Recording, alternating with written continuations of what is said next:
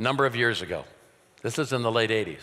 I got a letter, never got a letter like that before, never got a letter like that since. I'm president of a school like Asbury University.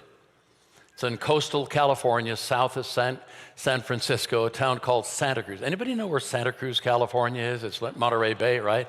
And it's a wonderful place. You get great food on the pier and all that kind of stuff. But back up in the hills, it was an attractive point for people who were druggies, for people who were just occult, all kinds of things, right? Still is that way in a lot of places.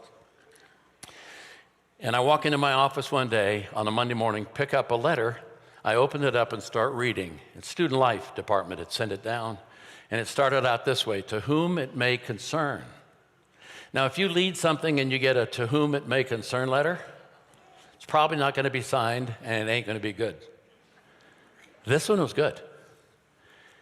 And I started reading. He said, my name is my name is Stephen Goldberg.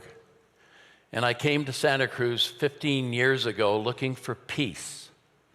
And what I found as a 15-year-old boy was peyote, magic mushrooms, and hallucinogenic drugs, and other kinds of things.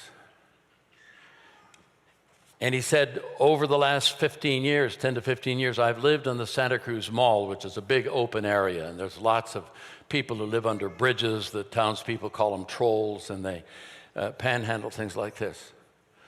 And he said, and during my time there, I met a lot of Bethany students. That was our college. We would send teams down with donuts on Friday night, have little conversations about Jesus. And I met a lot of Bethany students who told me about Jesus, but none of them had any power. And then along the way, I met a woman who said she was a witch. And I'm reading this on a Monday morning. I'm saying, whoa. And she wanted me to come live with her and the people she lived with up in the hills. And I didn't have a place to go, so I did. And I found out they had power. And they did all kinds of rituals and all kinds of sacrifices of animals and others. And he said it was really powerful. And he said, but the students at your college didn't have that, any power, until last Thursday morning. And a bunch of buddies and I went down to the parking lot at Safeway in Felton, a little town 5 miles from our college, and we were putting hexes on cars. I'm just telling you what he said. And he said we had the magic dust and stuff. We were throwing dirt on it. And we saw a Bethany van with a Bethany parking sticker. And so we got in and we started throwing stuff on it. And all of a sudden, a blonde-haired guy walked out of Safeway. And he walked up to me, and I turned around, and I looked into the eyes and saw a power that I did not know. And he looked at me and said, you came looking for peace. Do you still want peace? And he said, I went nuts.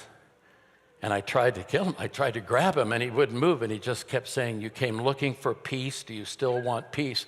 And I started to cry, and all of my friends ran away. And I'm left here with this power that I don't know. And I got violently sick and threw up on his van and fell down on the ground. And he just said, do you want peace? And finally I said, yes. And he said, say, Jesus Christ is Lord. And I said that. And for the first time in my life, I was absolutely free, free, free. You can clap for that if you want. I mean, I'm like, I could not make this story up in 100 years. And he said, and I'm flying out today back to my Midwest home to tell my parents, who apparently hadn't seen him all these years, that Jesus sets people free. If you could find that guy, his name is John, and tell him I love him, and I'll see him in heaven. Your friend, Stephen Goldberg. P.S.